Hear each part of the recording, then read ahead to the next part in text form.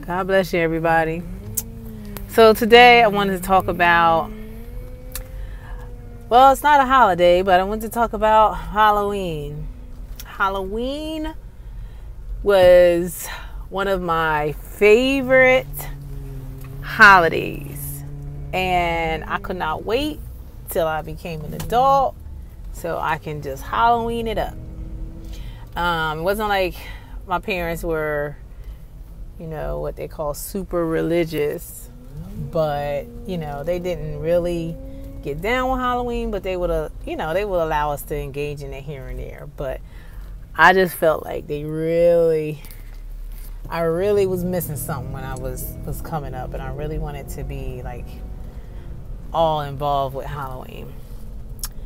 And as I began to like really grow in the Lord later on in life, I would ask God, is something really wrong with with celebrating Halloween? Like, God, that I'm not trying to worship any demons or anything. I just like the fun of it. I like dressing up. I like to dress my kids up. What could be wrong about it? I started going to church, and they started to say, it was like they started to strip off layers. First it was, okay, just don't dress up as anything demonic. Then it progressed to, all right, well, just maybe dress up as a Bible character. Then it was, all right, well, we're not going to have a so-called Halloween party, but we'll have a harvest party.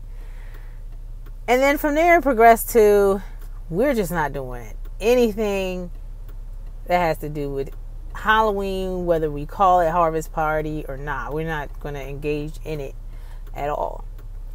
And I was pretty much like, I was like the last one left to like, I didn't tell the church, but I was just like, whatever, I'm going to do what I'm going to do. You know what I mean? Because that thing where we all say, well, God knows our heart. God knows my heart. So I was just like, God knows my heart. He know I ain't worshiping no demons or nothing like that. So I'm just going to go ahead and do it. What could be wrong with just, doing Halloween? It's a harmless holiday. So as I began to grow, this is why you got to know the Lord for yourself. You can't just go and say, oh, well, Pastor so-and-so told me not to do it. Da, da, da, da. And yeah, you have the biblical reasons of what they said. But you have to know God for yourself. And you got to go to God and ask him for yourself. So one day I asked the Lord. This is after I had given up everything. Giving up, like dressing up, giving up, trick-or-treating, giving up, like handing out candies to the kids. This is after I had given up everything. I just felt like I shouldn't engage in it at all. But still, the question was there. I was just like, well, what is the reason, the key reason that I shouldn't engage in it as a Christian?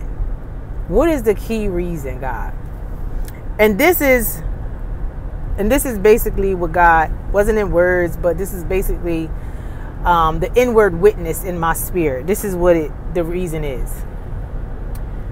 And I have to give this example to lead up to the answer, okay? When you bring something into your home, whether it be a book, an occult object, something's been prayed over by a witch, or something that is used for divining, when you bring any of those sort of things into your household, you are opening the door for the demonic to come in and have some type of interplay in your home, with your children, with yourself.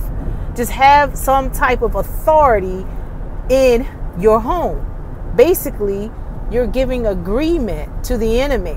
You're giving actual permission. Unbeknownst to yourself, you're giving permission for the enemy to come in and do whatever it is that he wants to do in your life. So, and I remember a time when I brought a book in the house, and I thought the book was completely harmless. As a matter of fact, I thought the book was a godly book.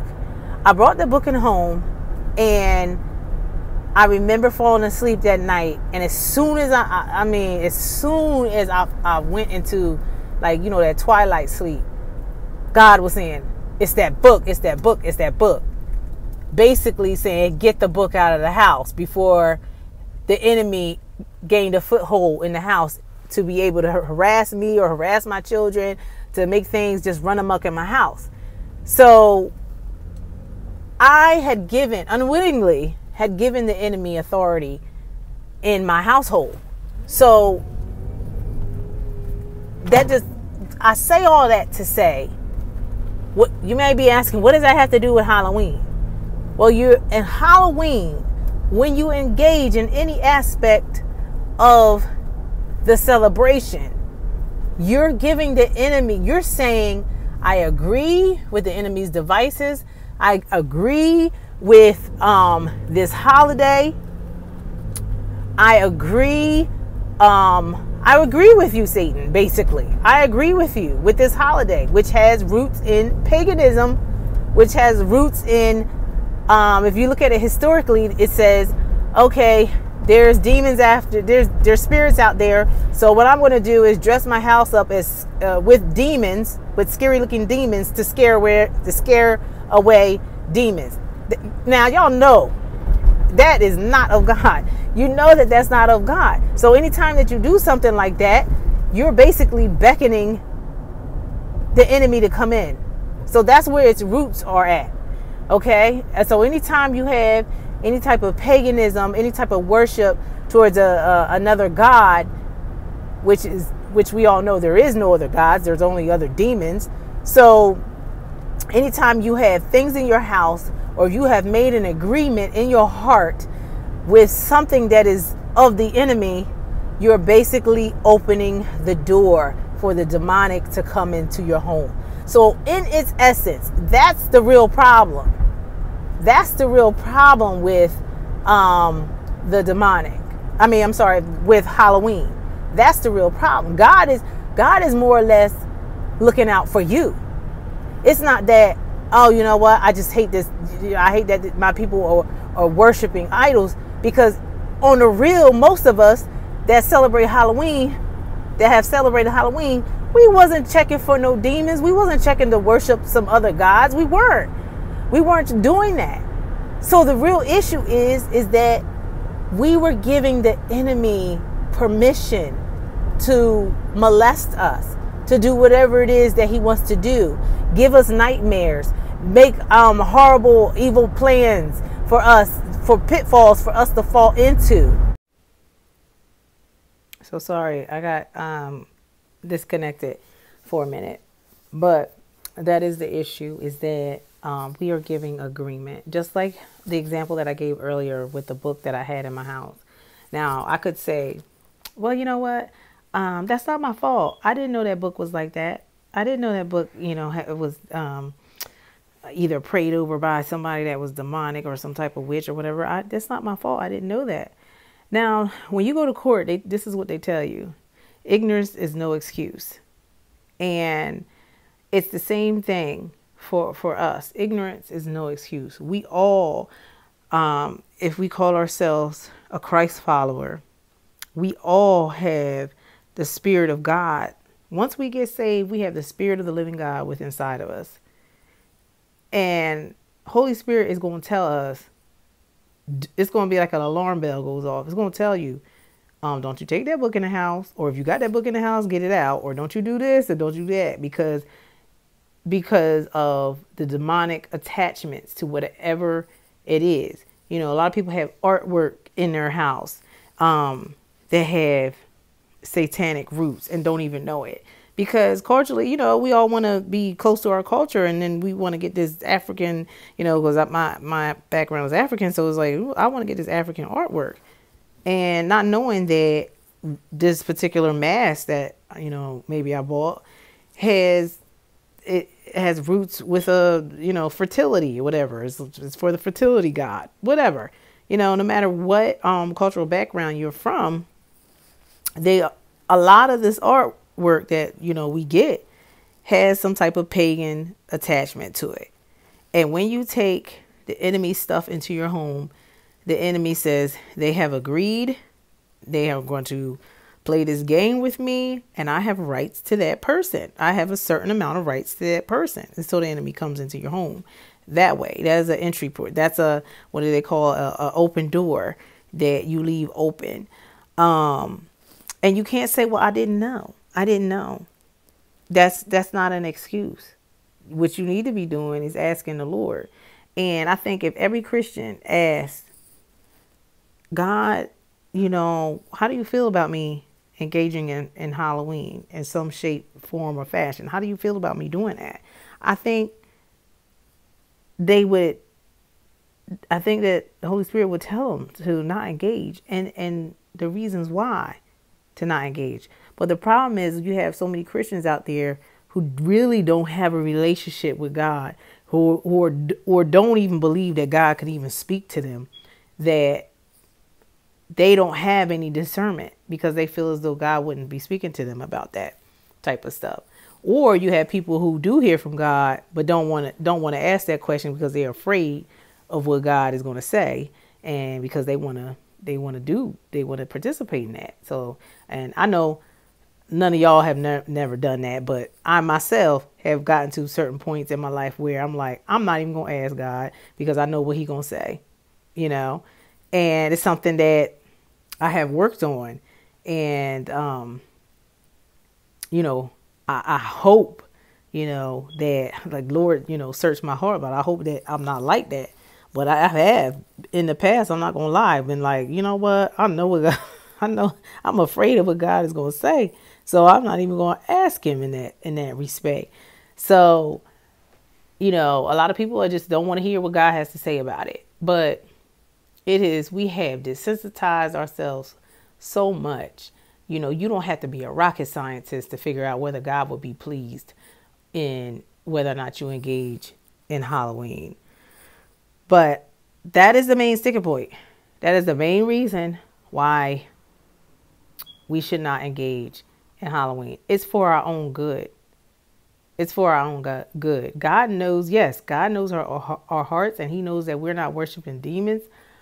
Us that are Christians, that is, aren't worshiping demons.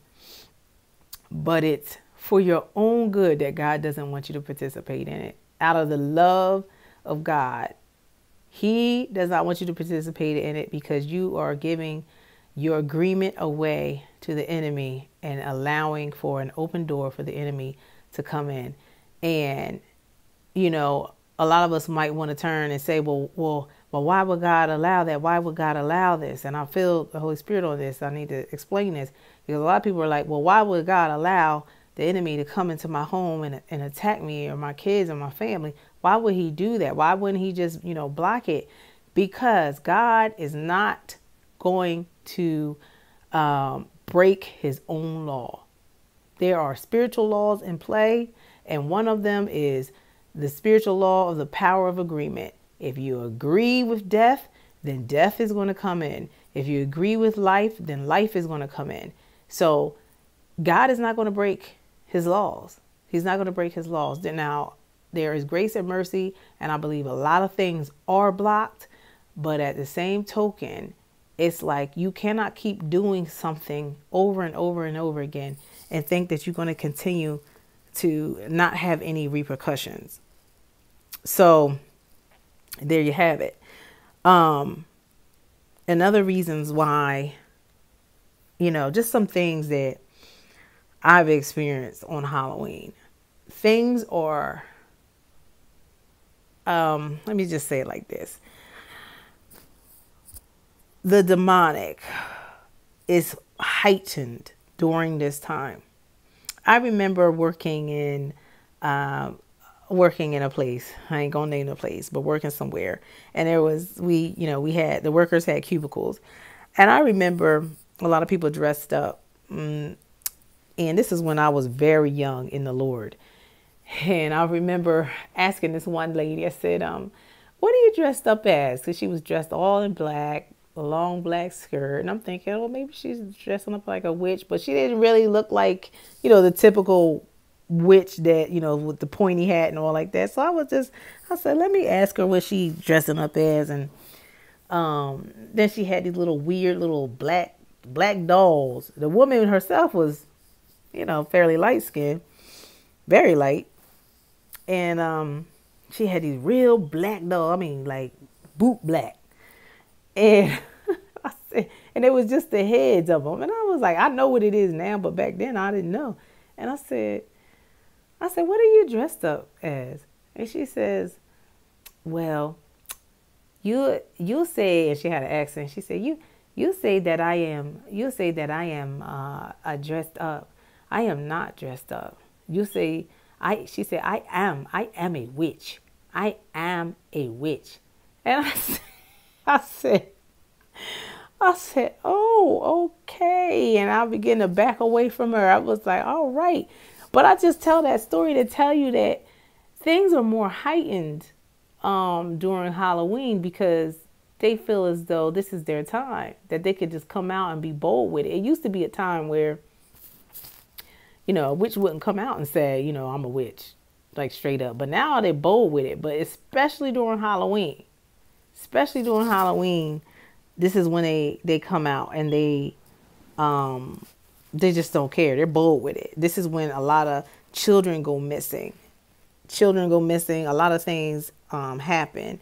And so this is a time, instead of us trying to engage or try to conform to the world in some way, we should be praying.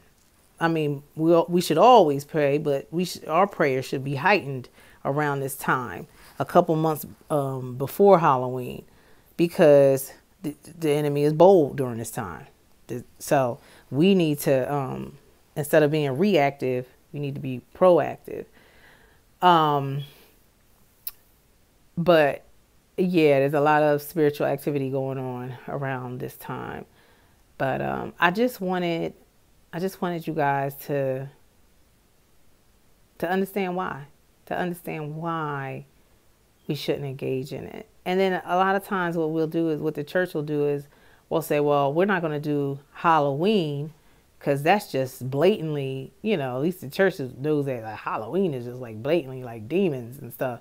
But we're going to do harvest. And so they say that we're going to do harvest party. But you know what? To quote Shakespeare, what does he say? A rose is still a rose, even if it's called by another name. I'm paraphrasing. But is a rose still a rose if it's called by another name? It's still a rose. So you can call it harvest all you want. But it's still really engaging in Halloween. And again, giving permission for the enemy to come in and do whatever he wants to do to your church and the people in it. So another thing, because I want to talk about, how to make sure that you're not defiling yourself in Halloween, because it is very hard, because especially if your children are school age, if if you work outside of the home, everybody's doing it. And you're looked at like, it's almost to the point where people get angry now. What? I ain't gonna tell it. I don't even tell people anymore. Not that I'm ashamed or anything. I just don't want to hear it. I don't even tell anybody. It's just like, well, why didn't you dress up? Why didn't I just didn't feel like it. You know what I mean? Like I'm not ashamed or anything like that. Y'all know I'm Christian, but they're so used to the watered down Christian nowadays that they expect the Christian to dress up like something too. And a lot of times what the Christians will do is, well, I'm going to dress up as a pastor, or I'm going to dress up as what I really am, a worship leader. And so they'll come in with their robe, you know what I mean? Or they'll come in some way, shape or form. And I was very tempted this year. I'm not going to lie. I was very tempted because the pull is so great to engage in it. And I got to think, well, maybe I'll just show up as an African princess. I have some African garb and stuff. Maybe I'll just show up in my African garb and just leave it at that. And then that way I won't really be engaging in it. I don't know. Maybe that's acceptable. Maybe it's not. But I just don't want any parts in it. I don't want the enemy. See, it's okay if you just a run-of-the-mill Christian and you just a seat warmer, it's okay, because the enemy really ain't checking for you anyway. But if you're someone with a high call, you cannot engage in this trickery. This trickery. You cannot engage in Halloween in any way, shape, or form, no matter if you change the name or whatever it is. You cannot engage in it, because the enemy will take that and run with it. Now, like I said, if you're just a seat warmer, the enemy's not checking for you anyway. He's already got you. Or if you're somebody that, is in the world, then whatever. The enemy's got you there too. So you really don't want to, you really want to have nothing to do with it. And you don't want to let your kids get into it either, because what the enemy will do is get in through your kids. And so when your kids come home, and if you sent them to school and they're doing a Halloween, they come home with little bat wings and spiders and all this stuff, and you bring it into your house, the enemy's going to say, that's my stuff in that house, and I have rights to come in there. So you got to even watch the candy that comes from the school and things that come home. If they have the emblem on it, you're going to have to watch that stuff too. And what you also, like I said, the enemy's bolder, witches are bolder, everybody's bolder. So what they'll do is they'll put curses on certain little candies and gifts and things that they give you. And you take this stuff in your house and you don't even know it. But like I said, if you have the Holy Spirit within you, there will be an alarm bell going off in your spirit, and you will be able to say, no, there's something in this house that's not right. And God will direct you to it. So you don't have to be in fear like, oh, what if I, don't know? And God knows everything. So he's going to tell you and he's going to show you. And I really feel that in my spirit. He wants y'all to know that we're not living in fear, because sometimes things get in the house, things get in the house, and we have to be the watchmen for the house, for our houses. So, but I want y'all to know the enemy will try to use your children to get things through, to get things into the house. So you got to be, when they come home from school, you got to check and see what they're bringing home. But I could go on, guys. I could go on and on. And I'm sorry that this came out on Halloween Day, but if the Lord wills, and next year this will still be out on YouTube, so y'all have it for all next year and years to come. So God bless you guys. I love you, and I hope this blesses you.